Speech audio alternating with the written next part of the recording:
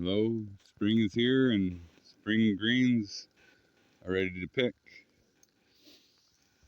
Right here is a nice patch of nettles, and I guess most people like gloves.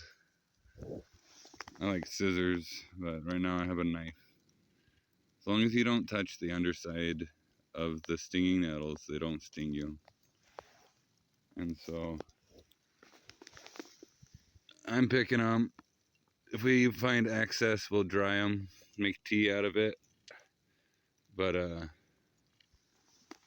my favorite thing to do with them is to put them in a soup or fry them up like spinach.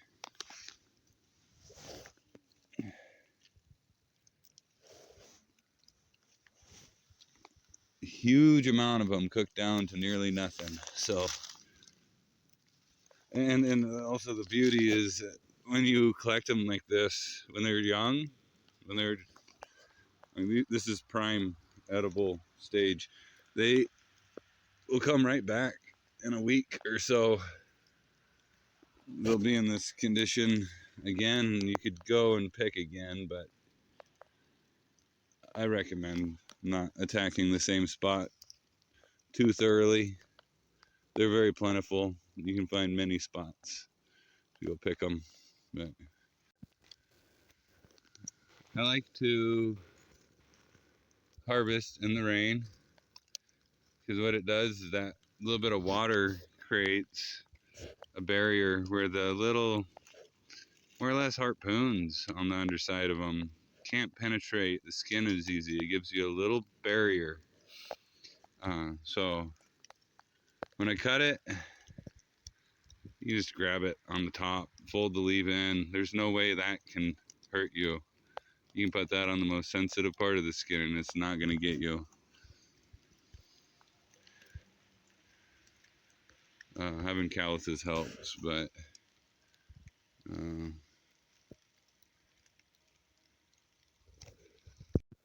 this general area is really good oyster mushroom picking. And the last 3 days we've had a lot of rain, and it's been relatively warm rain. So I think this set of conditions is going to bring out the oyster mushrooms. And I've checked some trees that I know are inoculated that have produced in the past, and they have not shown any signs yet. So still on the early side. I always like to be the first one to witness its coming and its leaving to fully comprehend the season. This got my attention, and I don't know what it is. I've looked it up before because I was curious. I did find a scientific name, but not a common name. I don't know its use. It's really cool looking.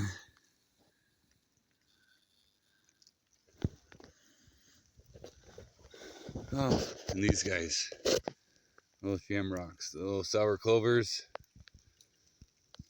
They're delicious. And they just popped up. Some of them were over winter. But these guys are all fresh. And they're so yummy.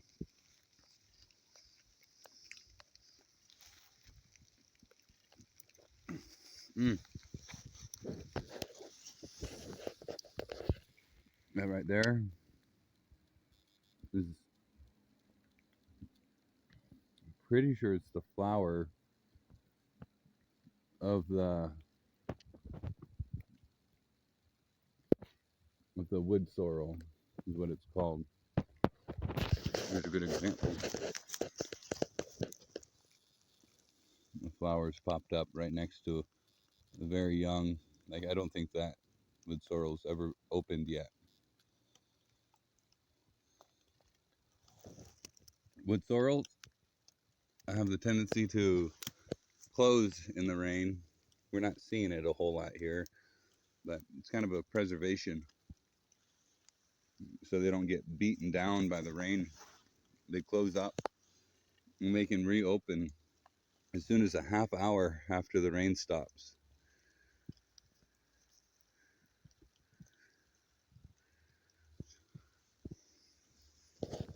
Delicious. Don't want to eat too much of it though. Oh, that's the first trillium or Easter lily that I've found. And just in time, it was Easter yesterday.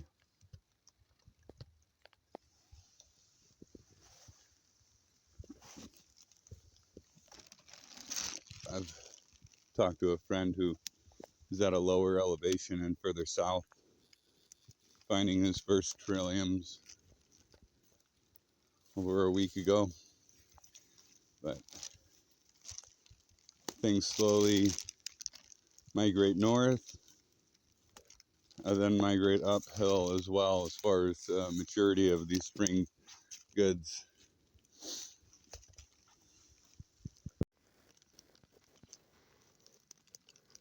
Right here, sorry about the camera not focusing, but we have Usnea, which is best harvested in the darkest times of the year. Multiple reasons. That typically is when storms hit, and this stuff will be easily gathered from the ground. This stuff does not hardly propagate in any other way other than by wind, by little pieces of it flying off and landing in lower branches, and creating a new colony. So it's really important. It has a vital part of the ecosystem. It is the immune system of the trees, of the forest. Amazing antibiotic properties for us, antifungal, really good medicine. It's very special to me. I use it a lot.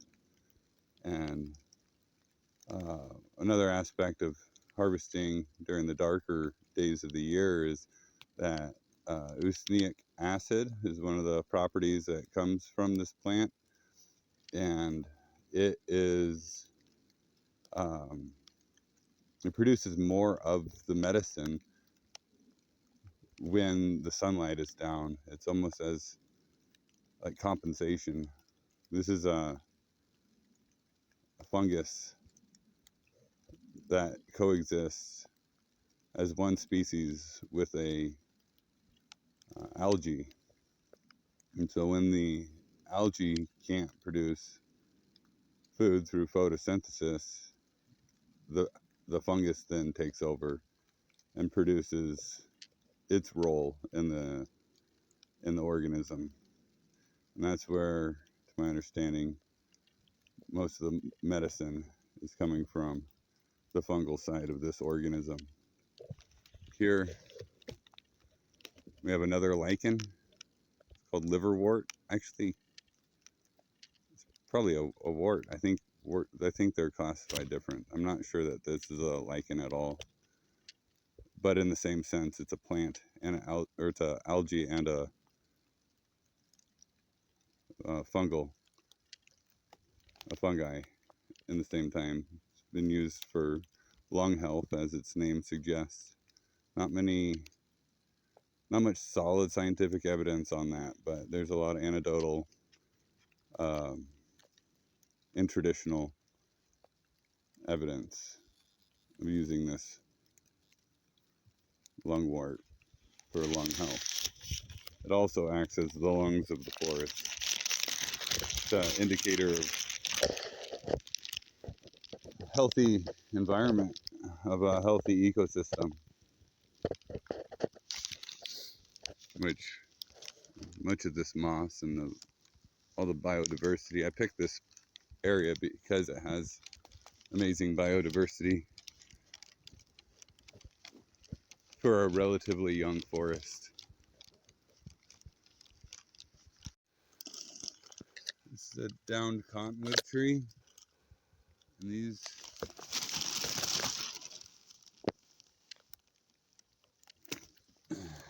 mushrooms here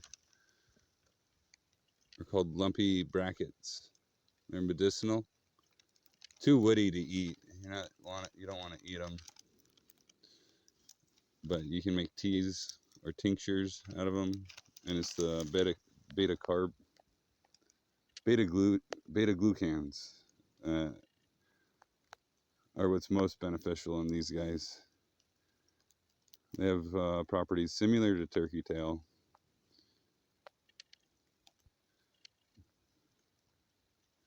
Good for cancer treatments and many other ailments.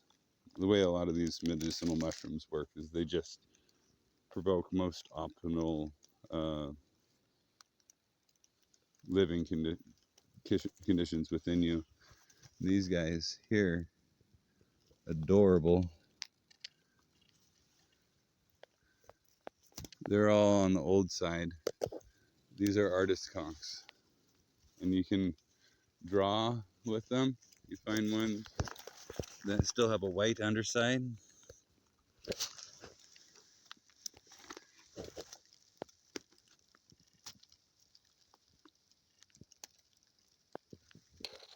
You can draw on them. But they're medicine as well. They've been used for weight loss. I think hormone balancing. I think that's how they help with weight loss, is the hormone balancing. Immune support. I think there's anti-inflammatory properties to it too. They are a good medicine, not particularly for everyone, and from what I've understand, they're a little more beneficial for female health than male. Very fun mushroom. I mostly use it just for its artistic properties.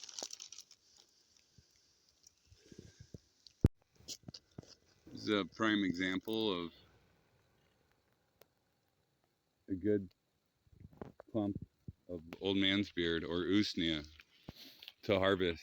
It being so close to the ground, so the weather broke this stick off, the wind did, and landed down here. It's not likely to create a colony so low to the ground, and it's not likely to get carried up from the wind to create a new colony. So this is something that we can harvest.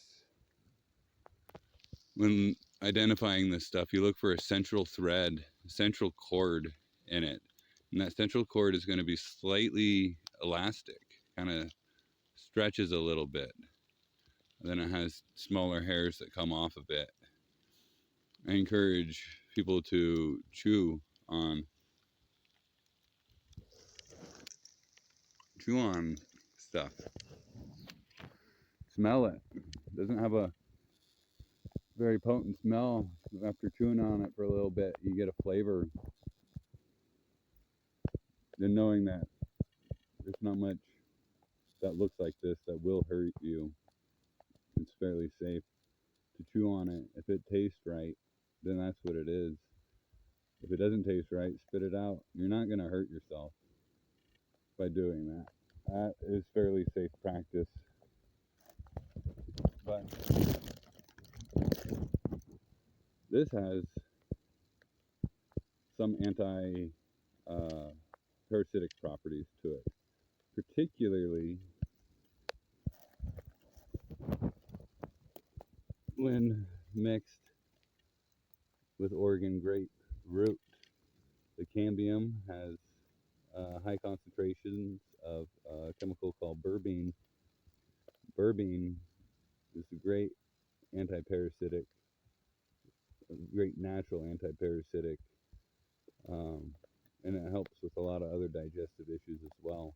But combining the usnea with the Oregon grape is one remedy for giardia or beaver fever, and it can help with many other parasitic infections as well.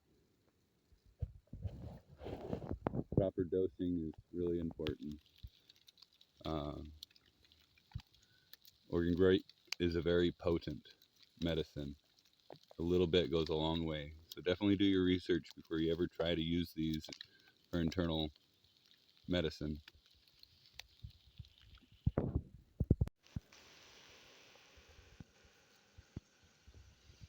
Still early for a lot of these plants that I'm looking for, at least in some areas anyhow, but we have a wide range of yummy goodies here. Really superfoods. This is longleaf plantain here. It's on the young side. They are tasty at the young side, nutritious, and have a lot less bitters in them than when they get older, but rather hard to collect. Right here we have sheep sorrel. You can tell by this unique spade shape of a leaf, and they are one of my favorites. And as far as flavor, they get much bigger. This is very young patch, high in vitamin C, and they have that tartness, a really good tartness.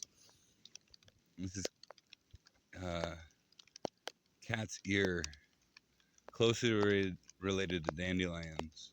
They flower a little later than dandelions. And this is a type of dandelion. As far as I know, there's many.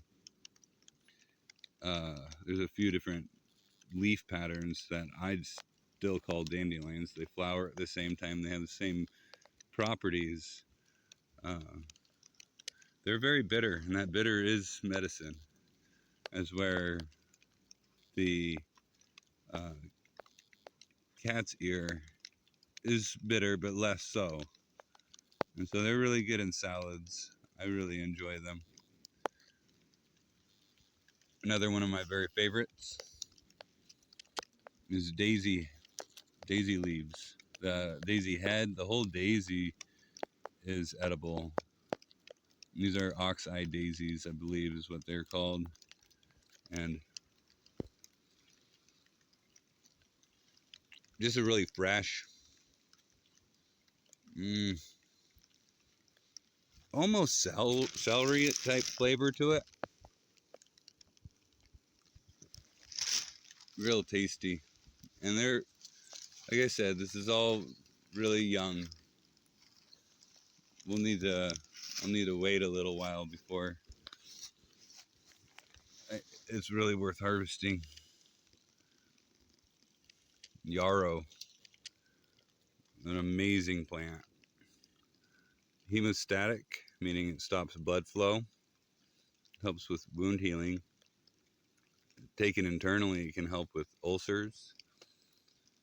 Flower heads of the plant, all parts of the plant kind of have a different use. And this is, I've seen it used culinary as flavoring. I love yarrow, partly because it's fun to say, but so the flower heads, they can break a fever.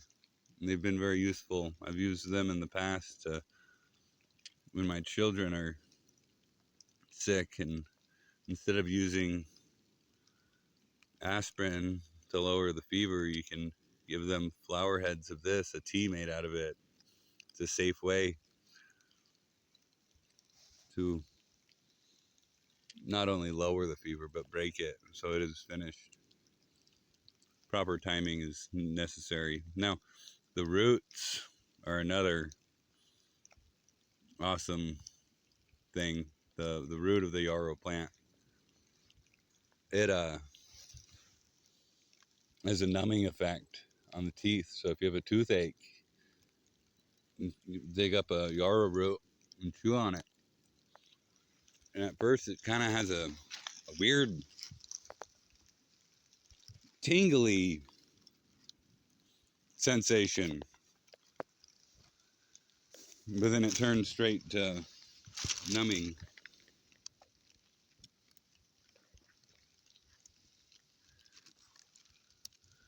These medicines are gentle enough to where you can just eat them.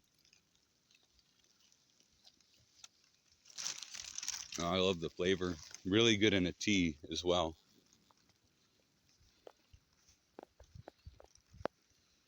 I'd imagine some caution needs to be paid. I'd imagine if you're on blood thinners, you probably want to be careful.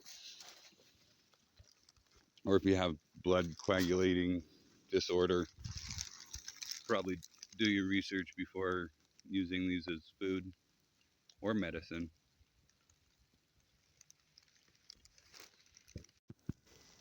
Here we got one of my favorite plants, is Devil's Club. They're gnarly. Those thorns are everywhere, and they'll get you. They'll not only poke you, but a lot of people react poorly to them. Like it starts to get infected, red and irritated. The heads that are just starting to form right here, this new growth, come on, focus please, there we go. Those can be edible. Read about it. I've never been brave enough to try it. I should read up on it again and report back, but when they're a bit bigger, a bit more mature than this, but before it buds out and starts forming small leaves. That'll happen real soon, but before that happens, before the thorns get tough on the new growth is when you want to eat it. It's a plant that holds a lot of different medicines, a lot of active compounds, and it must be respected. Not a beginner plant unless you have a good teacher. Siberian miner's lettuce, one of my very favorite greens.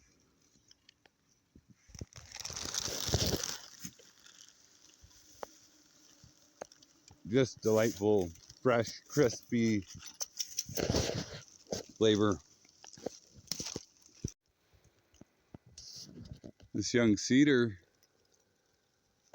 has seen bear or cat. Pretty wide claw right there, so it might be bear. It's a little hard to tell. I considered it potentially could be elk, but it goes up a bit higher than you would see an elk. And what really told me that it wasn't an elk, that this tree right here is pretty close to it. Come on. And it's so flimsy that if an elk were to scrape his antlers on that, he would have knocked this tree off. It's close enough. And we got marks on all around the tree. So yeah, we got a cat or a bear. I'm gonna harvest some Oregon grape here. After the root, and really it's the wrong time of the year to harvest the root. You want to do it in the fall, early winter, when the plant has the most stores of energy in the root. But you find one that more or less wants to get uprooted. This is not the one.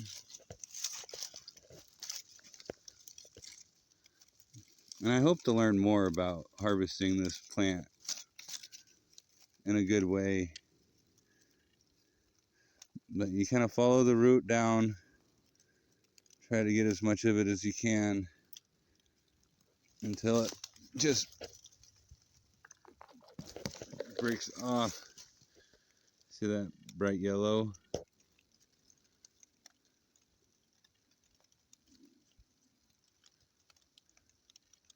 That bright yellow is the berberine in it. And when you have a really good specimen,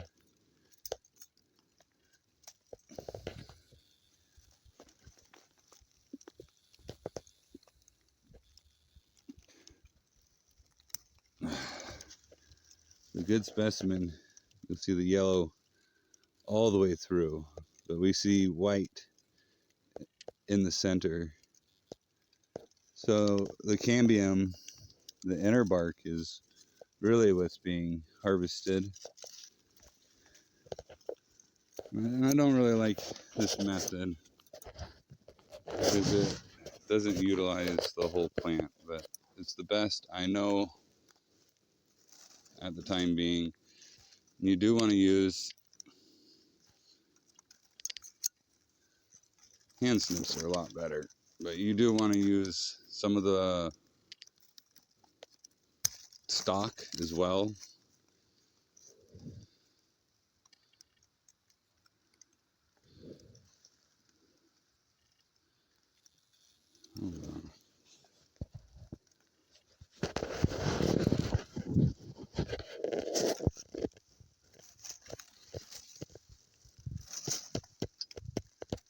If you're lucky enough to find new growth in the center of the plant, I don't see any here, but you'll get a really light, almost neon green new growth coming from the center, where these rigid leaves aren't so rigid anymore.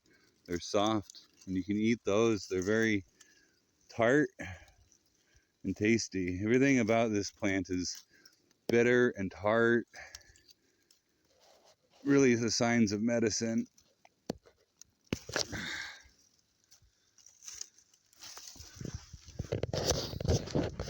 The berries are good, so they're more of a summertime thing. The young berries can be pickled to make like a caper. Not just the young berries, but the flowers also can be pickled to make like a caper substitute. So almost every time of the year you'll have different parts of the plant that'll have different uses. It's very prolific. There's a lot of it. Very strong medicine. It only takes a little.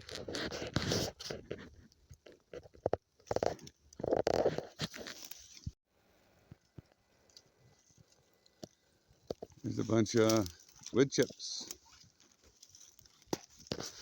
And these trees have just been shredded.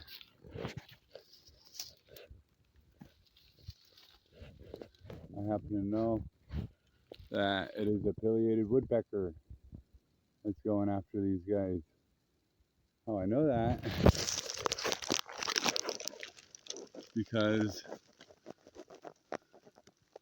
the oval shape here.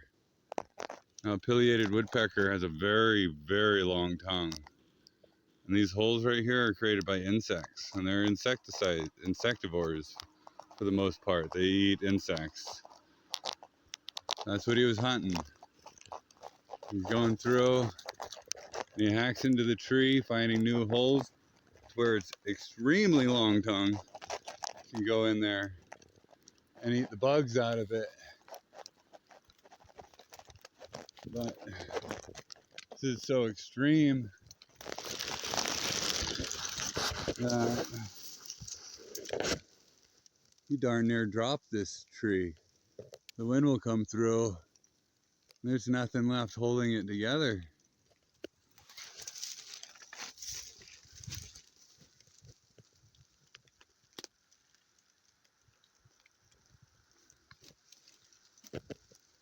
Sometimes bears do stuff like this too, but it doesn't quite look like bear. Again, there's that oval, almost rectangular holes that they cut into it. No other woodpecker creates the rectangular holes. Very cool. This tree fell over not too long ago, maybe a year, maybe a little more than a year. These are red-belted conchs, and so it was growing for years upright, fell over, and the fruiting body continued, but it knows where up and down is. So it makes these really unique shapes. This is another medicinal mushroom with wonderful anti-inflammatory properties, and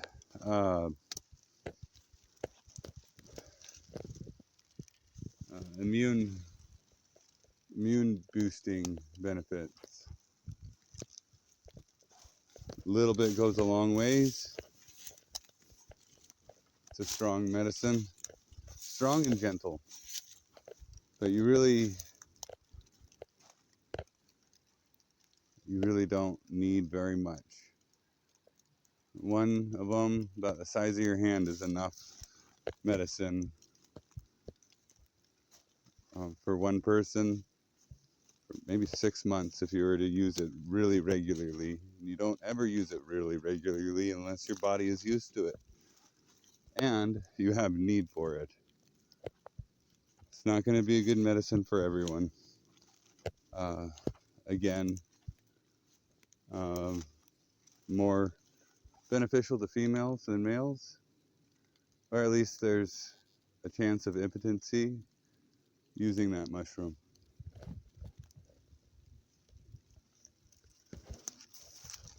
Really peculiar. Oh, someone banded this tree. That's man-made. And cut all the way around it so that it would die. Don't know why. It's kind of weird.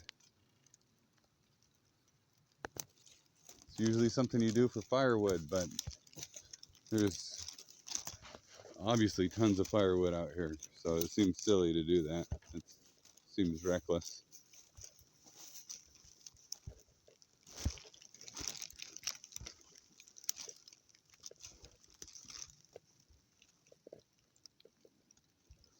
One of the last things I'll harvest before I leave is cedar. A friend of mine just recently told me that it's a good cleaner of your system. Very strong, very powerful cleaner of the kidneys. And you want to use very little bit, very sparsely. Not very often, not very much.